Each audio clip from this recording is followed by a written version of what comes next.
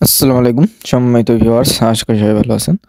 তো আজকে যে হিটার জগটি দেখতে পাচ্ছেন, এই হিটার জগের যে তলায় পাত থাকে, এই পাতের সমস্যা হলে বা যে কন্টাক্টটা থাকে, এই কন্টাক্টের যে সমস্যাটা হয়ে থাকে বা হয়, সেই সমস্যার সমাধানটি দেখাবো।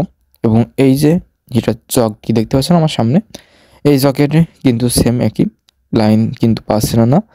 এবং এখানে যে খুলে দেখলাম, এখানে যে তলায় হিটারের যে পাতটা থাকে অর্থাৎ যে কন্ট্যাক্টটা থাকে, সেটা সমস্যা। সুইচ কিন্তু ভালো আছে, সুইচটা ভালো আছে এবং এখানে যে কন্ট্যাক্টটা থাকে এখানে দেখতে পাচ্ছেন, এখানে বসানো যায়, বসানো এটা ঠিক আছে, কিন্তু এই যে তলায় যেটা ছিল সেটা সমস্যা ছিল। এই যে আমার হাতে দেখতে পাচ্ছেন, এটা কিন্তু আমি খুলেছি, খুলে আগে দেখলাম, পরীক্ষা নিরীক্ষা করে দেখলাম এখানে যে একটি পুড়ে গেছে এক সাইড। ভেতরের সাইডটা ভালো আছে, বাইরের সাইডে যে পুরো অংশ দেখা যাচ্ছে কিন্তু হালকা করে, ক্যামেরায় যেহেতু বোঝা যাচ্ছে না। এই সাইডটা কিন্তু নষ্ট, এজন্য কিন্তু মার্কেট থেকে আমি একটা সেম মডেলেরই কিন্তু কিনে নিয়ে এসেছি। এটা কিন্তু আপনারা স্যাম্পলটা নিয়ে গেলে আপনারা কিন্তু মার্কেট থেকে কিনতে পারবেন এবং এটা কিন্তু বসানো একদম খুবই সহজ বিষয়।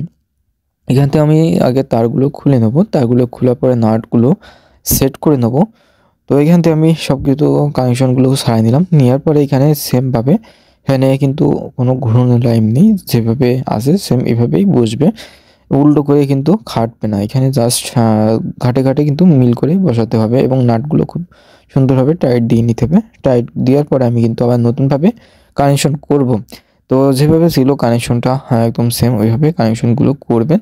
দরকার আগে থেকে একটি ছবি তুলে নেবেন। এখানে ছবি তোলা লাগে না, ঠিক আছে? আপনারা একটু ভালোভাবে দেখলে কিন্তু আপনারা সেভাবে কানেকশন করতে পারবেন। তো বেশি এখানে জটিল না এবং এটা বেশি সমস্যা না। সমস্যাটা যেটা হচ্ছিল, যে বললাম প্রথমেই, যে লাইন দিলে কিন্তু লাইন পাচ্ছিল না।